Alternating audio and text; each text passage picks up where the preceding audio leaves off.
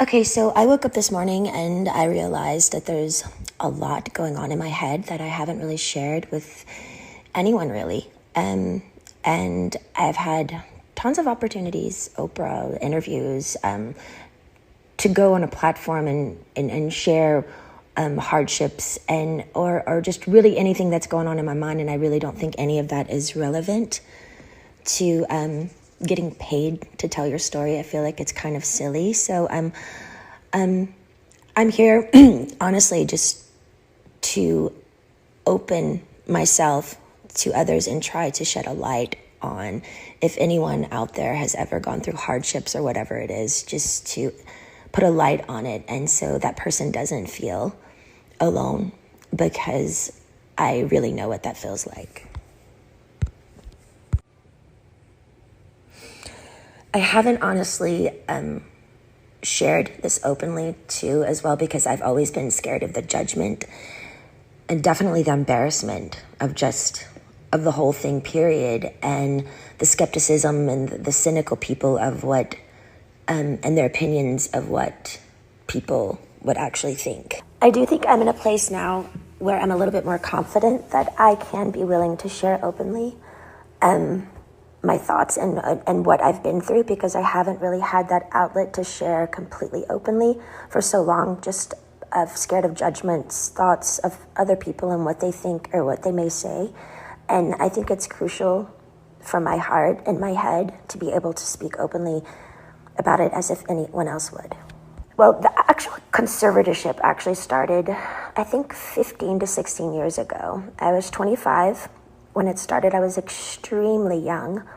I remember a lot of my friends texting me and calling me, and we were extremely close, and they wanted to see me, but by what had happened, I honestly still to this day don't know what really I did, but the punishment of my father, I wasn't able to, see anyone or like anything. And you have to imagine none of it made sense to me. I literally spoke in a British accent to a doctor to prescribe my medication, and 3 days later, there was a swap team in my home, 3 helicopters, and I remember my mom's best friend and my 2 girlfriends. We had a sleepover the night before. They held me down on a gurner. And again, none of it made sense. Literally, the extent of my madness was playing chess with, when it was playing chase with paparazzi, which is still to this day one of the most fun things I ever did about being famous. So I don't know what was so harmful about that. But I remember my mom was sitting on the couch and she said, "We've heard people are coming here today to talk to you. We should probably go, to a hotel or something." And I never really understood what she meant. I didn't believe her. Like, is a lawyer coming here? Who is coming here? Then 4 hours later, there were over 200 paparazzi outside my house videotaping me through a window of an ambulance, holding me down on a gurner. I know now it was all premeditated. A woman introduced the idea to my dad, and my mom actually helped him follow through and made it all happen. It was all basically set up. There was no drugs in my system, no alcohol, nothing. It was pure abuse. And I haven't even really shared even half of it. I think the main thing I do remember when it started was my dad's control. He loved to control everything I did. I remember the first day he said, "I'm Britney Spears and I'm calling the shots." And I'm like, alrighty then. My brother was a football player. My dad was really, really hard on him when he was younger, really abusive. And I think when my mom gave him the idea for the conservatorship and his friend, I think he just really regrouped it and made such a really, really overhauling big deal out of it. And it was just really too much. I remember him always being in the office, and my girlfriend was his assistant, and they would just stay in there all day with the door shut, and I was never ever able to leave or go anywhere. My first job, after the 2 weeks of being hospitalized and completely traumatized out of my mind, I did a TV show called How I Met Your Mother, and then I started working on an album called Circus. and started working away right away. All I do remember is I had to do what I was told. I was told I was fat every day. I had to go to the gym. I had to and I never remember feeling so demoralized, and just, they made me feel like nothing. And I went along with it because I was scared. I was scared and fearful. I didn't even really do anything. And I had like a swap team and how, like, none of it made sense to me. So since that day, I did probably 4.5 tours. I did an album circus, Femme Fatale, Britney, Jean, and Glory. And then I started doing a Vegas show in Las Vegas. And I did that for 4.5 years. I do remember working, and I got to a point where, you know, because my pride in my 30s, I have to live under my father's rules. And, you know, the dancers are playing and drinking and having fun at nights in Vegas, and I couldn't do anything. And I remember just being like, my performances, I know, were horrible. Like, I even wore wigs, and all the dancers were doing all these nice, sexy head flip turns, and I had conditioner treatment in my hair and like these little caps over my head, and just during a whole show getting conditioner treatments just with wigs on, because I was just like a robot. Honestly, I didn't give a fuck anymore, because I couldn't go where I wanted to go. I couldn't have the nannies that I wanted to have. I couldn't have cash. And it was just demoralizing. So I was kind of like in this conspiracy thing of people claiming and like treating me like a superstar, but yet they treated me like nothing. Well, for some reason, I started to get a spark back. I remember recording Glory, and for some reason, I think producing and making music, and I went to this little Spanish house, and I got the fire back in my eyes for some reason, and it was at the end of recording Glory, and my son named it, and things started kind of taking a turn, because I started getting more confidence just for myself. And I think with confidence, people kind of like, oh, wait, what's going on now? Like, she's speaking up a little bit more, but it might not be particularly a good thing if I'd been quiet for 15 years. I think with confidence comes enlightenment, which makes you think better. And that's the last thing they wanted me to do, is to actually be better, because then who would be in control then? But it was really tricky, because I had to just play this role that everything was okay all the time, and I had to go along with it because I knew they could hurt me. So I'm sitting here, like, my friends all drinking alcohol and having fun in these parties, and had no cash. I literally felt like a nun. My girlfriends from home came to visit me in a spa, and I couldn't even walk into the spa, and they had their feet doing pedicures in the water, and the 3 ices of bottles of champagnes before my show just sitting there. And I wasn't even acknowledged by them, my own hometown friends, when they would come to Vegas. And it was just, it was demoralizing, I will say. You also have to understand, it's like, 15 years of touring and doing shows, and I'm 30 years old under my dad's rules.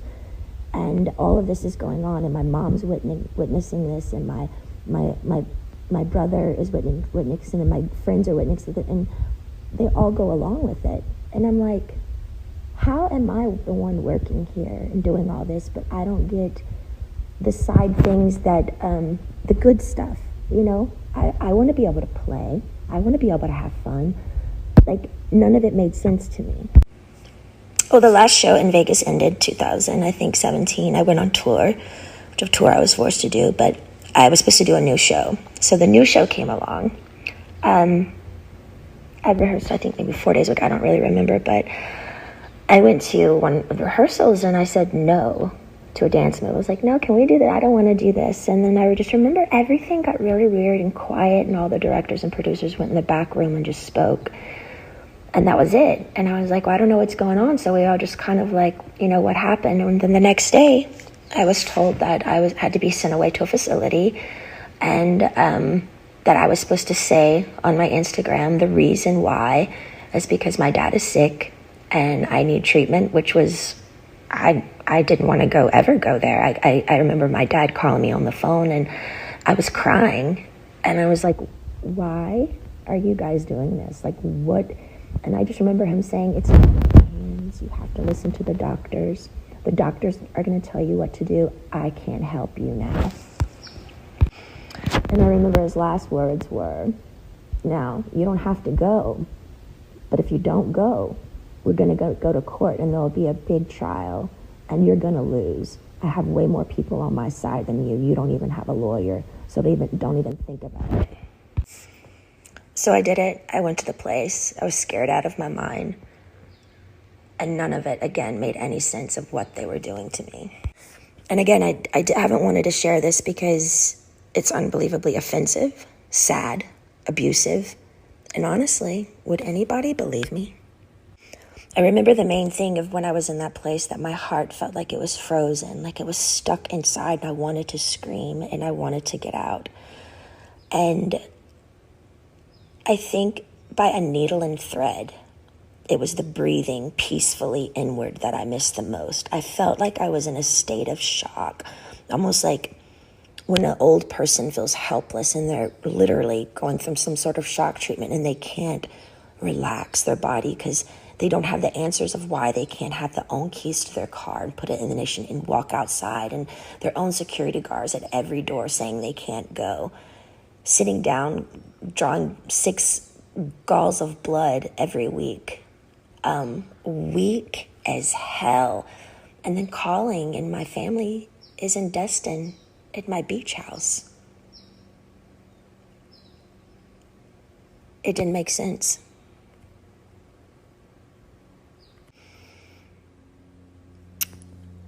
The main thing, I to this day, I kind of stopped believing in God at that time because I didn't know how they could have 40 people leave my house a day and me work from 8 to 6 at night. Be seen changed every time I changed in the shower. No privacy, no door, nothing. How did they get away with it? And what the fuck did I do to deserve that? I couldn't even smoke cigarettes. People on death row can smoke cigarettes. I missed my AA meetings. Although I was kind of forced to go to AA, and I'm not even an alcoholic, I actually enjoyed it because I thought the people were brilliant. They shared their stories just to share their story, and in a circle of women and men who just are trying to be better people and trying to touch other people. I missed my AA meetings. I couldn't go in. I couldn't have the keys to my car, no cash, no cigarettes, no door for privacy. It changed me, watched me change naked every day. I did work 7 days a week. No weekends were off. They monitored what I ate. From 8 to 6, I work. Sometimes at 9 o'clock, I'd be able to watch a movie. Finally, the owner of the whole facility that I was always texting to try to be able to go somewhere, just get out of the house, that place somehow, he had to let me go because the Free Britney campaign came out. With all the pink t-shirts. I saw it on a lot of the morning shows, and people by word of mouth, and I think just by my fans knowing by heart that something was up. I remember one of the guys were on an interview on the street, and he said, you know what, I could be totally wrong, and if I'm wrong, I'll be really, really embarrassed, and I'll just go have a drink somewhere. He said, but I do feel like they're doing something to her right now, and I'm not surely what it is, but that's what my heart says. But the whole thing that made it really confusing for me is these people are on the street fighting for me, but my sister and my mother aren't doing anything. To me, it was like they secretly, honestly liked me being the bad one, like I was messed up, and they kind of just liked it that way. Otherwise, why weren't they outside my doorstep saying, baby girl, get in the car, let's go? I think that's the main thing that hurt me. I couldn't process how my family went along with it for so long. And I mean, almost half a year, you know? And their only response was, we didn't know. I'm like, I'm on the phone telling you right now, I'm here, please. Eventually, by the grace of God and praying on my knees, I left the place. But I was still scared. I was really, really scared. And from then on, I had support. I needed a lot of support.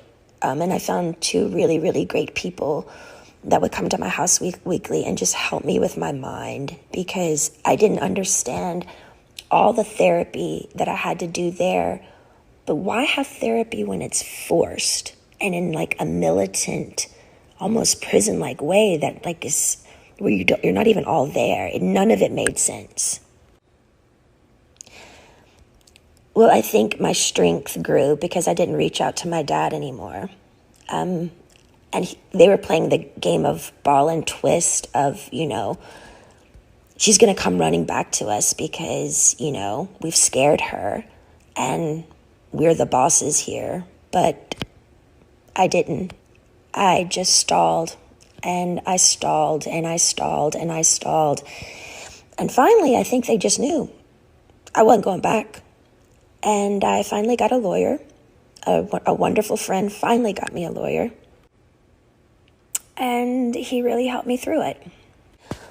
To me, the thing was, I think the trauma of all of it and just the whole thing together and going down to how much effort and work and heart I put in to what I did when I did work, even down to the details of how many rhinestones are going to be in my costume.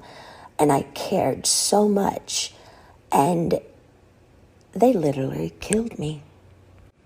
They threw me away. That's what I felt like my family threw me away. I was performing for like thousands of people at night in Vegas, the rush of being a performer, the laughter, the joy, the respect. I was shaking over 40 people's hands every night before a show, training weekly, 3 training sessions a week, AA meetings, therapy sessions. My dad literally, I was a machine. I was a fucking machine. Not even human. Almost. It was insane how hard I worked. And the one time I speak up and say no in the rehearsals to a fucking dance move, they got pissed. I feel like the scare tactic and how badly they treated me in the end, I think they thought I was going to come begging back to work again because they thought, I needed them. Because they put me in an ignorant, scared state of mind to make me feel like I needed them. And if you don't do what we say, we're going to show you who's boss. I didn't play their game anymore. I got on my knees every day and I prayed. I held on like a needle and thread to some sort of existence because they had made me feel like nothing for so long. I knew in the deepest part of my core, I knew I'd done nothing wrong and I didn't deserve the way I'd been treated. I do think the hardest thing for me was I wanted to use my feet and leave and run or go somewhere. I had to be placed in a chair from like 8 to 6 every day. I couldn't take it. I talked to rabbis. I've talked to grown men about it. And they're like, we don't see how you did it. Honestly, I don't either. And through that, I remember saying, I don't believe in God anymore. I honestly deserve an award for acting like I was okay every day. I thought they were trying to fucking kill me. I remember one time I was backstage and I needed my inhaler. And I opened up to my assistant because I had my phone with me, which I'm not supposed to have my phone underneath the stage. But I said to her, you know what I'm doing. I was talking to a guy and he wanted to just leave the country with me. We had it all set up to just leave. And it was a secret relationship. And I said, my biggest fear was, what would my dad do if I did do something wrong? What if I left the country? And what if they found me? And what would they do? And I said, I feel like they would lock me up or something or really hurt me. And she looked at me and she said, are you kidding me, Britney? Your dad would never do that to you.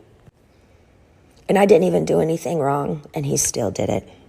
I'm honestly more angry at my mom because I heard when reporters would call her at the time and ask questions of what was going on, she would go innocently hide in the house and she wouldn't speak up. It was always like, I don't know what to say. I just don't want to say the wrong thing. We're praying for her. I feel like she could have gotten me a lawyer in literally 2 seconds. My friend helped me get one in the end, but every time I made contact with a firm, my phone was tapped, and they would take my phone away from me. And again, I get nothing out of sharing all of this. I have offers to do interviews with Oprah and so many people, lots and lots of money, but it's insane. I don't want any of it. For me, it's beyond a sit-down, proper interview.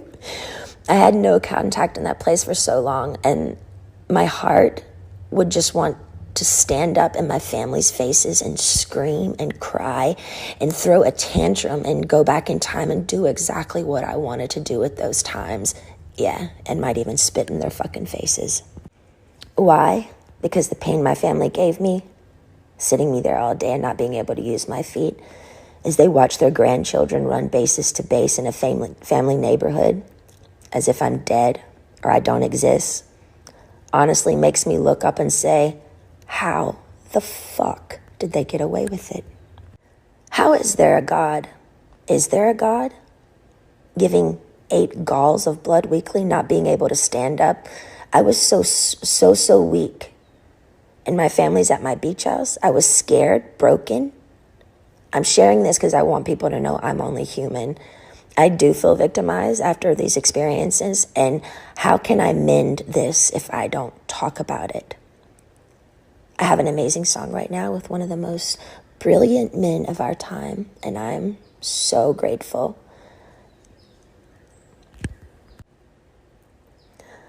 But if you're a weird